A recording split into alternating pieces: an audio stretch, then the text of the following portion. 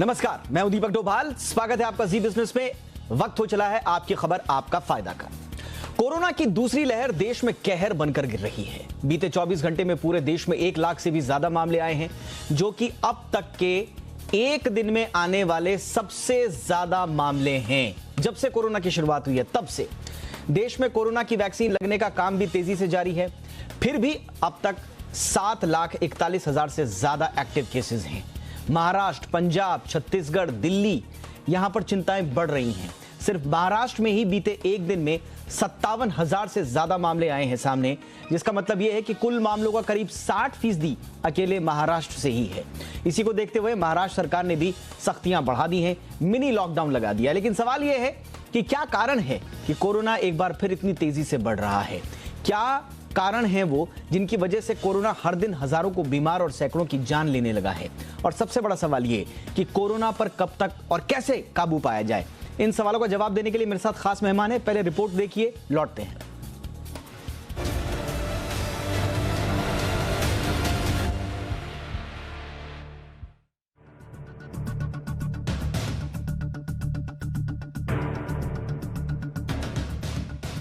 आज जरा सड़क पर निकलिए। मास्क पहनने के नाम पर मजाक करने वाले और सोशल डिस्टेंसिंग की धज्जियां उड़ाने वाले लोगों के रूप में आपको कोरोना का बेखौफ चेहरा दिखेगा कि कैसे जानबूझकर बढ़ती जा रही है लापरवाही, देश के लिए कैसे ये काल बनती जा रही है। और ऐसा भी नहीं है कि ये हाल सिर्फ देश के बड़े शहरों में है। शहर छोटे हों या बड़े, लोग खुलेआम कोरोना प्रोटोकॉल का मखौल उड़ाते दिखेंगे और प्रशासन बेपरवाह नजर आएगा। शायद यही कारण है कि बीते एक दिन में देश में इतने मामले दर्ज किए गए जितने अभी तक कभी नहीं हुए। सरकार के आंकड़ों के मुताबिक बीते 24 घंटे में 1,03,000 से भी ज्यादा मामले सामने आए हैं, जिसके बाद कुल कोरोना संक्रमितों की संख्या 1,25,89,000 से भी ज्यादा हो गई है। और अब भी पूरे देश में 7,41,000 से ज्यादा एक्टिव मामले हैं। केंद्र सरकार के मुताबिक पिछले साल 19 सितंबर को 93,337 मामले आए थे। महाराष्ट्र, पंजाब और छत्तीसगढ़ के हालात एक बार फिर चिंता का सबब बने हुए हैं, क्योंकि बीते एक दिन में अकेले महाराष्ट्र में 57,000 से ज्यादा मामले दर्ज किए गए हैं, जिसका मतलब ये कि देश में कुल मामलों के करीब 60% मामले अकेले महाराष्ट्र में हैं। वहीं 10 राज्यों में देश के कुल संक्रमित मामलों के 91% मामले हैं और इन्हीं राज्यों में कोरोना के कारण सबसे ज्यादा मौतें भी हुई हैं। हालात कितने नाजुक होते जा रहे हैं कि प्रधानमंत्री मोदी के आदेश के बाद इन राज्यों में स्वास्थ्य विशेषज्ञों की टीम भेजी जाएगी, जो इन 10 राज्यों में जाकर ये जांच करेगी कि कोरोना इतनी तेजी से क्यों फैल रहा है। वहीं मौके की नजाकत को देखते हुए महाराष्ट्र सरकार ने पूरे राज्य में लॉकडाउन तो नहीं, लेकिन लॉकडाउन जैसी सख्ती के आदेश दिए हैं, जिसके मुताबिक महाराष्ट्र सरकार 30 अप्रैल तक पूरे राज्य में ब्रेक द चेन मुहिम चलाएगी। वहीं सुबह 7 बजे से 8 बजे तक धारा 144 लागू रहेगी, यानी सुबह 7 बजे से रात 8 बजे तक 5 या ज्यादा लोग एक साथ बाहर नहीं जा सकते हैं। और अगर कोई ऐसा करते हुए पाया जाता है तो उसके खिलाफ सख्त कार्रवाई होगी। वहीं शाम 8 बजे से सुबह 7 बजे तक नाइट कर्फ्यू लागू होगा, जिसके दौरान बिना कारण बाहर घूमने वालों पर कार्रवाई होगी। हालांकि मेडिकल और जरूरी सेवाओं से जुड़े इसमें शामिल नहीं होंगे। वहीं शनिवार और रविवार को कड़ा लॉकडाउन रहेगा। गार्डन और बीच रात 8 बजे से सुबह 7 बजे तक बंद रहेंगे। किराना, सब्जी और दूसरी जरूरी चीजों को छोड़ मॉल और बाजार भी 30 अप्रैल तक बंद रहेंगे। किसी भी समय ऑटो में 2 यात्री से ज्यादा सफर नहीं कर पाएंगे। वहीं बसों में अब खड़े होकर यात्रा नहीं कर सकते हैं। वित्तीय सेवाओं से जुड़े ऑफिसेज को छोड़ सभी प्राइवेट ऑफिस बंद रहेंगे। बैंक, स्टॉक मार्केट, बीमा, दवाई, मेडिक्लेम, टेलीकॉम, बिजली और पानी से जुड़े ऑफिस खोले जा सकते हैं। सभी सरकारी ऑफिसेज में सिर्फ 50% कर्मचारियों के साथ काम होगा। Multiplex, cinema hall, club, swimming pool, water park सभी बंद रहेंगे। साथ ही सरकार ने सभी धार्मिक स्थलों को भी दर्शन के लिए बंद करने का आदेश दिया है। वहीं स्कूल, कॉलेज के साथ सभी एजुकेशनल इंस्टीट्यूट बंद रहेंगे। अगर किसी एक ही बिल्डिंग में 5 से ज्यादा लोग कोरोना संक्रमित मिलते हैं तो इमारत को भी मिनी कंटेनमेंट जोन घोषित किया जाएगा और नए नियम 5 अप्रैल रात 8 बजे से 30 अप्रैल तक लागू रहेंगे। देश में मौजूदा हालात इस बात की तस्दीक कर रहे हैं कि अगर हम अब भी नहीं चेते तो कोरोना की ये दूसरी लहर कहीं ज्यादा कहर गिराएगी। इसलिए घर से बाहर निकलते समय मास्क पहनिए, समय समय पर हाथों को साबुन से साफ कीजिए, कोरोना प्रोटोकॉल का पालन कीजिए, क्योंकि कोरोना हर कदम पर जिंदगी को चुनौती दे रहा है और जिंदगी और मौत के बीच छिड़ी इस जंग में जीत हर हाल में जिंदगी की होनी चाहिए। ब्यूरो रिपोर्ट, जी मीडिया। तो आइए अब चर्चा की शुरुआत करते हैं। मेरे साथ दो खास मेहमान हैं आज मौजूद, उनका परिचय सबसे पहले आपसे करा देते हैं। हमारे साथ हैं डॉक्टर रमन गंगाखेडकर साहब, पूर्व डायरेक्टर हैं ICMR NIV पुणे के। डॉक्टर गंगाखेडकर, बहुत बहुत स्वागत है सर आपका हमारे शो पर। और हमारे साथ हैं डॉक्टर गौतम भंसाली, मेंबर हैं कोविड टास्क फोर्स महाराष्ट्र से। डॉक्टर भंसाली, बहुत बहुत स्वागत सर और शुक्रिया आपने हमारे लिए वक्त निकाला। डॉक्टर गंगाखेडकर, आपसे मैं शुरुआत करना चाहूंगा। हमने देखा कि अब तक का कोरोना जब से आउटब्रेक हुआ है पूरे देश में, तब से अब तक का सबसे बड़ा आंकड़ा पिछले 24 घंटे में हमने देखा। 1 लाख के पार केसेस, ऐसा पहले नहीं देखा गया। ये सेकेंड वेव में इतना केसेस आएंगे, क्या ये एक्सपेक्टेड था सर? एक्सपेक्टेड तो है। पिछले तकरीबन 1.5 महीने से हम बार बार लोगों को बोल रहे थे कि हमको संभल के रहना पड़ेगा और हमको ये भी याद रखना पड़ेगा कि ये जो नंबर है अभी जो दिख रहा है, इससे वो और बहुत ज़्यादा बढ़ने का डर उतना ही बरकरार है। ये हमको याद रखना पड़ेगा। इसलिए हर एक ने वो एक हमारी खुद की जिम्मेवारी करके समझना चाहिए कि हमको ये कोविड एप्रोप्रिएट बिहेवियर का पालन करना, ये 45 के ऊपर वाले जो लोग हैं उन्होंने वैक्सीन लेने का, जो एलिजिबल है उन लोगों ने लेने की कोशिश करना, ये हमारे लिए सही ढंग होगा। इस वक्त शायद इसका सबसे ज़्यादा इम्पैक्ट जो होगा वो हेल्थ केयर इंफ्रास्ट्रक्चर पे होने वाला है। ये आगे चल के जो भी हेल्थ केयर इंफ्रास्ट्रक्चर को हमको संवारने के लिए जितना ज़्यादा हम कोशिश करेंगे, शायद उतना ही लोगों को सेवा देने के लिए हम कामयाब हो जाएंगे। नहीं तो ये डेथ्स की जो संख्या है ये बढ़ने का डर रहेगा। लेकिन एक ही बोल सकता हूँ, अभी भी हमारे ही हाथ में हर चीज है। ये लॉकडाउन और इन चीजों से हमको अगर बचना है तो हमको सुधरना पड़ेगा। ठीक है डॉक्टर भंसाली, मुंबई में हालात जो हैं वो चिंताजनक स्तर पर हैं और जैसा कि डॉक्टर गंगाखेडकर भी कह रहे हैं कि अब हेल्थ इंफ्रास्ट्रक्चर पर प्रेशर लगातार बढ़ रहा है, बेड्स लगातार ऑक्यूपाई हो रहे हैं और कब ऑक्यूपेंसी ये स्थिति डेंजर जोन में आ जाएगी कोई नहीं जानता।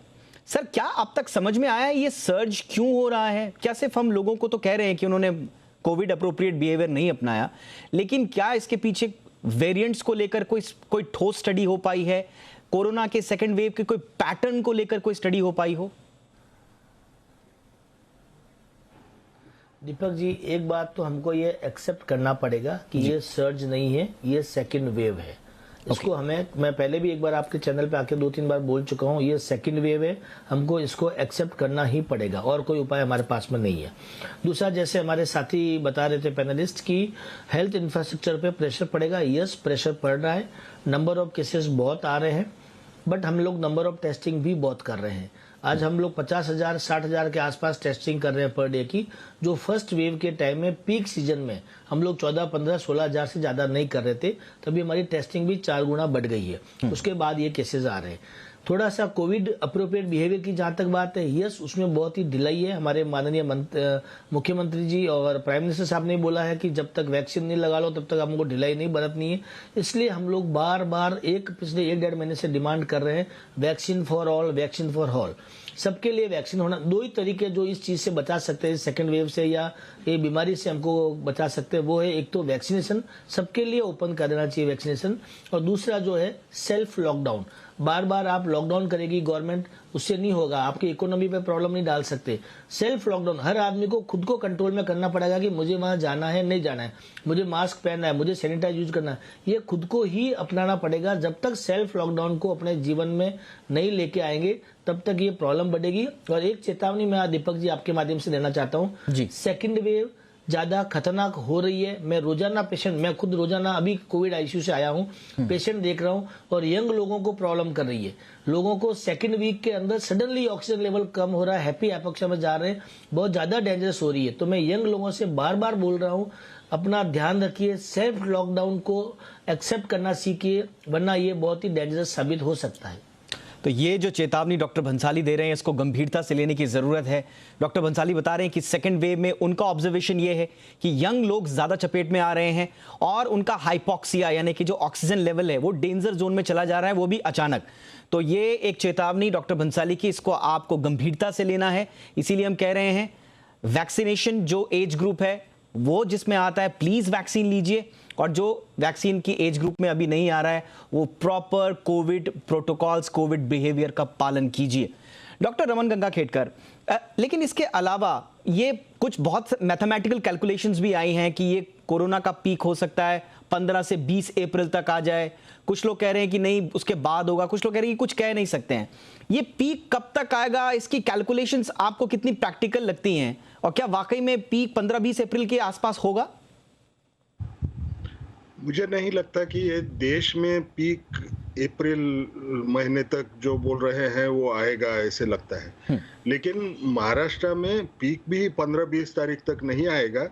महाराष्ट्र में भी ये कंटिन्यूड रहेंगे नंबर बढ़ना, एक हद तक वो बढ़ेंगे, लेकिन मुझे पीक अभी इस वक्त नजर आना मुझे बराबर नहीं लगता है। ओके, डॉक्टर भंसाली, महाराष्ट्र को लेकर क्या कोई अनुमान है आप लोगों के कि मैक्सिमम केसेस कितने जा सकते हैं, कब तक जा सकते हैं, और आप लोगों की जो तैयारी है उसको देखते हुए क्या हम डिक्लाइन देखेंगे आने वाले दिनों में केसेस में? दीपक जी, जहां तक मुझे लगता है जिस तरह से टेस्टिंग हो रही है उस तरह से अगले 5-7 दिन, एक हफ्ता और हमारे लिए थोड़ा पीड़ादायक, तकलीफदायक रह सकता है। मेरा आप आके मोबाइल चेक कीजिए, मेरे मोबाइल में मिनट टू मिनट नहीं, सेकंड टू सेकंड कॉल है। किसी को यहाँ बेड चाहिए, किसी को वहां बेड चाहिए, उसके लिए हम लोगों ने तैयारी कर रखी है। हम लोग पूरी तरह से गियर अप है, हॉस्पिटल रेडी है, बेड अवेलेबल है। कई बार क्या होता है, एक पेशेंट के लिए 10 एनजीओ वाले, 10 सोशल वर्कर लोग फोन करते हैं तो मालूम पड़ता है कि 15-20 लोगों को बेड चाहिए, जबकि बेड एक को ही चाहिए होता है। लेकिन थोड़ा सा लोगों को सावधानी रखनी चाहिए। मुझे लगता है अगला एक हफ्ता थोड़ा हमारे सबके लिए पीड़ादायक होगा। उसके बाद केसेस मुंबई में थोड़े कम होना शुरू होंगे, लेकिन रेस्ट ऑफ द कंट्री में केसेस बढ़ेंगे। हमें अभी से सेल्फ लॉकडाउन का पालन करना है। लोगों की प्रॉब्लम ये होती है कि लगता है कि मैं जो कर रहा हूँ वो सब सही कर रहा हूँ, बट मेरे सामने वाला या दूसरा आदमी वो मास्क पहने, वो सैनिटाइजर यूज करे, वो बराबर बिहेवियर नहीं कर रहा है, मैं जो कर रहा हूँ ठीक है। ये गलत है। अपन को खुद से चालू करना पड़ेगा, तभी हम इस वेव से, इस घातक वेव से बच सकते हैं। ओके, डॉक्टर गंगाखेडकर, ये बात सही है कि लोग कोविड अप्रोप्रिएट बिहेवियर का पालन करेंगे तो जाहिर सी बात है कि कोविड के मामलों में हम कटौती देखेंगे। लेकिन सरकारी स्तर पर और सिस्टम के स्तर पर सारी बातों के लिए सिर्फ आम जनता को दोषी ठहरा देना और अपने लिए कोई स्ट्रैटेजी नहीं बनाना, क्या आपको लगता है ये थोड़ा सा घातक होगा? या आप देख रहे हैं कि सरकारें वाकई में out of the box ideas के साथ आ रही हैं, पिछली बार का सबक लेते हुए कुछ नए नए प्रैक्टिकल्स किए जा रहे हैं जिससे मामलों में कमी आए? मैं दो चीजें बोलूंगा ना। सरकार भी सेंसिटिव है, वेदर वो सेंट्रल गवर्नमेंट बोलो या स्टेट गवर्नमेंट बोलो। पिछला हमारा जो एक्सपीरियंस था लॉकडाउन का, उसको समझ के ना सरकार ने पूरा लॉकडाउन लगाने की बात नहीं की। ये भी एक बहुत अच्छी बात है, क्योंकि लॉकडाउन से नुकसान ज्यादा होने का डर ये बहुत ज्यादा होता है, और शायद वो हमको दिखेगा भी, क्योंकि इसके इकोनॉमी के ऊपर भी असर होते हैं। और जो एक इंसान जो इन्फेक्टेड होगा वो जब घर में बैठता है तो वो कई लोगों को भी इन्फेक्शन देने का चांस सबसे बड़ा होता है ट्रांसमिशन केस में। लेकिन हम, अगर आपको पुराना याद होगा तो पुराना हमको जितना वो लॉकडाउन के टाइम पे जो पूरा लॉकडाउन जो हम सीखे हैं उसको हम संभल के, अगर छोटा लॉकडाउन, एक किस्म का पार्शियल लॉकडाउन है ये पार्शियल लॉकडाउन जो लगा है उसमें जनता ने भी समझना है कि ये हमारे लिए बड़ी वार्निंग है अभी, कि क्या मैं खुद के न सिर्फ सेहत के बारे में बराबर नहीं सोचूंगा, क्या मैं खुद के खुद के फाइनेंस के बारे में भी मैं नहीं सोचूंगा? क्या मैं मेरे घर वालों के बारे में नहीं सोचूंगा? क्या मैं मेरी जिंदगी दांव पे लगाना चाहता हूं? अब इसमें इससे ज्यादा अगर सरकार कुछ करने जाए तो वो दोनों के लिए अच्छा नहीं है। डॉक्टर बंसाली, पॉजिटिविटी रेट कैसा है अभी मुंबई में, खास तौर से अगर मैं बात करूं, क्योंकि मुंबई को लेकर बड़ी चिंताएं हो रही हैं। पॉजिटिविटी रेट कैसा है जब आप टेस्ट वगैरह के आंकड़े भी बढ़ा रहे हैं तो उस हिसाब से? पॉजिटिविटी रेट भी थोड़ी हमारी बढ़ रही है, बिकॉज लोग काफी घूम रहे हैं बाहर, स्प्रेड कर रहे हैं वायरस को। सो ये थोड़ा चिंता का विषय डेफिनेटली है, लेकिन हम लोग युद्ध स्तर पे तैयारी कर रहे हैं, हम लोग प्रिपेयर्ड है। अभी तक मुंबई में एक भी केस ऐसा नहीं हुआ जिनको बेड नहीं मिला और वो मर गया हो, एक भी पेशेंट ऐसा होने नहीं दिया हम लोग, और ये स्थिति हम आने ही नहीं देंगे। हर पेशेंट को बराबर बेड मिलेगा। हम लोग व्यवस्था पूरी कर रहे हैं, प्राइवेट हॉस्पिटल्स में पूरी तरह से लगे। फर्स्ट वेव के टाइम में जितने बेड थे उससे डबल मात्रा में हमने बेड बढ़ाए, आईसीयू बेड, ऑक्सीजन बेड का। और सबसे अच्छी बात है कि इस बार सबको सब पता है कि करना क्या है। पेशेंट आते ही कितना अग्रेसिवली ट्रीटमेंट करना है, सिटी स्कैन जल्दी हो रहे, सारी चीजें अच्छे ढंग से हो रही है। बट हम चाहे तो इस चीज को रोके, हमको इसको रोकना चाहिए, और रोकने के लिए एक ही तरीका जो मैं बताया दीपक जी, सेल्फ लॉकडाउन। बार बार सरकार पे ब्लेम करना कि गवर्नमेंट ये नहीं करती, गवर्नमेंट रेस्टोरेंट में नहीं जा रही है, गवर्नमेंट बार में नहीं जा रही है, गवर्नमेंट शॉपिंग मॉल में नहीं जा रही है, लोग जा रहे हैं। लोगों को खुद को ही कंट्रोल करना पड़ेगा। हर बार हम गवर्नमेंट को कितना करते रहेंगे, खुद को ही कंट्रोल करके इस चीज से आगे निकल पाएंगे। तो कोरोना की दूसरी लहर ज्यादा खतरनाक, 1 लाख के पार मामले आज जा चुके हैं। कब तक ये मामले इसी तरह से बढ़ते रहेंगे, कब कंट्रोल में आएंगे, इस पर कर रहे हैं चर्चा डॉक्टर रमन गंगा खेडकर। मैं कल एम्स के डायरेक्टर डॉक्टर गुलेरिया का बयान पढ़ रहा था, वो कह रहे थे कि लोगों में अब खौफ नहीं रहा। इसकी ये एक बहुत बड़ी वजह है कि कोरोना वापस आया है, लोगों में खौफ नहीं रहा। लेकिन मेरा सवाल सर ये है, ईमानदारी से बताइए सर, ये खौफ क्यों नहीं रहा? ये खौफ या इसलिए नहीं है क्योंकि लोग रोजी रोटी को ज्यादा तवज्जो दे रहे हैं? पिछले साल जो उनकी रोजी रोटी पर मार पड़ी है, अब लोग नहीं चाहते। अब लोग चाहते हैं कि कोरोना से मरे या भूखे पेट मरे तो ऑप्शन हमारे पास है। दूसरा सर, खौफ नहीं होने का कारण क्या हमारे नेता भी हैं? क्योंकि लोग अब सोशल मीडिया पर मीम बनाने लग गए कि अगर आपको कोरोना रोकना है तो उस राज्य में चुनाव का ऐलान कर दीजिए। हम देख रहे हैं 5 राज्यों में चुनाव में जिस तरह से नेताओं में होड़ लगी हुई है, भाषणबाजी और जिस तरह से भीड़ उमड़ी जा रही है, लाखों की भीड़। हो सकता है उन इलाकों में कोरोना का सर्ज ज्यादा ना हो, लेकिन देश के बाकी इलाकों में एक मैसेज तो जाता है कि जब ये नहीं डर रहे हैं तो फिर हम क्यों डरें? नहीं, मैं ये मानता हूँ ना, एक चीज हमको समझना है कि जो वॉक द टॉक करके बोलते हैं उस किस्म की हमारी इमेज रहे। हमको अगर दूसरे इस किस्म के हालात दिख रहे हैं जहां बाकी राज्यों में ना लोग अलग ढंग से रह रहे हैं और वहां भी कोरोना दिख रहा है, दिख नहीं रहा है, शायद ना उससे गलत मैसेज लोगों को पहुंचता है। और उसके साथ में आप जो बोले वो सही है कि लोगों को लाइवलीहुड का जो इश्यू है वो भी बहुत बड़ा इम्पोर्टेंट होता है। हम सबको ये याद करना पड़ेगा, धारावी में जहां सबसे ज्यादा ये इन्फेक्शन होने का डर हुआ करता था, वहां लोगों के जो दिन ब दिन खाने पीने के वो फैमिली मेंबर्स जब वहां से सीसीसी में लेके जाया करते थे तो उनको सपोर्ट देने के लिए एनजीओज थी, इसलिए वो सक्सेसफुल हुआ। आप केरला देखिए, केरला में लाइवलीहुड के ऊपर उतना ही अटेंशन दिया गया, इसलिए केरला में नंबर 1 ऐसे झटके में कभी भी बढ़े नहीं। केरला जो है वो फर्स्ट वेव की डिक्लाइन में आज भी है, और शायद अब ये जो इलेक्शंस हो रहे हैं उससे उसके ऊपर क्या असर होगा ये हमको पता नहीं है। ये दोनों कारण तो हैं, लेकिन ये कारण है इसलिए मैंने एक मास्क नहीं पहना, ये समझना यानी एक किस्म से नहीं। बिल्कुल सर, इंडिविजुअल रिस्पॉन्सिबिलिटी के तो बिल्कुल इंडिविजुअल रिस्पॉन्सिबिलिटी तो एक आम आदमी को ही अपनी बेयर करनी पड़ेगी। लेकिन मेरा सवाल इसलिए था क्योंकि बहुत सारे लोग खफा भी हैं हमारे नेताओं से, जो कि चुनाव में जाकर लाखों की भीड़ों में जो है भाषण दे रहे हैं, लेकिन दूसरी तरफ कहते हैं कि आप सोशल डिस्टेंसिंग का पालन कीजिए, मास्क पहनिए, और खुद वो किस तरह का एग्जाम्पल सेट कर रहे हैं, इस पर भी सवाल उठ रहे हैं। बहरहाल डॉक्टर बंसाली, एक पैटर्न हमने जो देखा महाराष्ट्र में, खासकर पुणे जैसी सिटी या मुंबई जैसी सिटी, या खासकर वो सिटीज, वो इलाके जहां पर 50% से ज्यादा सीरो प्रिवेलेंस थी, वहां पर भी दोबारा कोरोना आ रहा है। अब इसके लिए क्या माना जाए? या तो एंटीबॉडीज रैपिडली जा रही हैं लोगों की, खत्म हो रही हैं बहुत तेजी से, और या तो नए वेरिएंट का प्रेजेंस है। तो इसमें से आप किस लॉजिक को आप सही मानते हैं? जी, ऐसा है कि हर पेशेंट का जीनोमिक सीक्वेंस वगैरह हम लोग नहीं कर सकते, वो प्रैक्टिकली भी पॉसिबल नहीं है। और थोड़ा सा अगर ढंग से देखें इस चीज़ को, तो ये वायरस थोड़ा सा स्मार्ट वायरस है। वो टाइम आने पे या लगता है कि वैक्सीन ज़्यादा हो गई या वॉट एवर इट इज़, जो भी कारण हो, थोड़ा सा अपना म्यूटेशन चेंज करता है। इसका स्ट्रेन चेंज हुआ है डेफिनेटली, इसकी वजह से थोड़ा सा ज़्यादा घातक हो रहा है। यस, जिन लोगों ने वैक्सीन लिया है, सेकेंड डोज लिया है, जिनके अंदर एंटीबॉडी डेवलप हुआ है, उनको भी कोविड हुआ है, लेकिन उनको बहुत ही माइल्ड फॉर्म हुआ है। हमारे पास ऐसे काफ़ी मात्रा में पेशेंट्स है जिन्होंने सेकंड डोज ले लिया और उसके बावजूद भी कोविड इन्फेक्शन हुआ, लेकिन उनको हॉस्पिटल में भर्ती करने की जरूरत नहीं पड़ी। तो डेफिनेटली वैक्सीन एक कारगर कदम रहा है, उसमें फायदा मिल रहा है। तो इसलिए हम ये नहीं कह सकते कि वैक्सीन लगाने का फायदा है नहीं है, डेफिनेटली उसका फायदा मिल रहा है। लेकिन जिस तरह से भीड़ आ रही है, सड़कों पर आ रही है, आप कहीं भी किसी भी मार्केट में जाके देख लीजिए, बिल्कुल, न केवल मुंबई में, सब जगह पे लोग बहुत ज्यादा बाहर है सड़कों पे, इसकी और लापरवाही बहुत ज्यादा बरत रहे हैं, मास्क नहीं पहन रहे, इसकी वजह से ये ज्यादा फैल रहा है। मुंबई, केरला एंट्री पॉइंट है हमारी कंट्री का, पोर्ट वाइज या फ्लाइट वाइज मान लीजिए, इसलिए सबसे पहले केरला और महाराष्ट्र में आया है। अभी इसके बाद में रेस्ट ऑफ द कंट्री में जाने वाला है। लोगों को सतर्क रहना पड़ेगा, सावधान रहना पड़ेगा। ये आपने बिल्कुल सही कहा, क्योंकि अभी तो जो आंकड़े हैं वो तकरीबन 10 से 12 राज्यों के आंकड़े हैं, जिसका सबसे ज्यादा कंट्रीब्यूशन है। और उसमें भी पर्टिकुलरली 6 राज्य, महाराष्ट्र, केरल जैसे 6 राज्य हैं जहां से 80 से 90% मामले आ रहे हैं।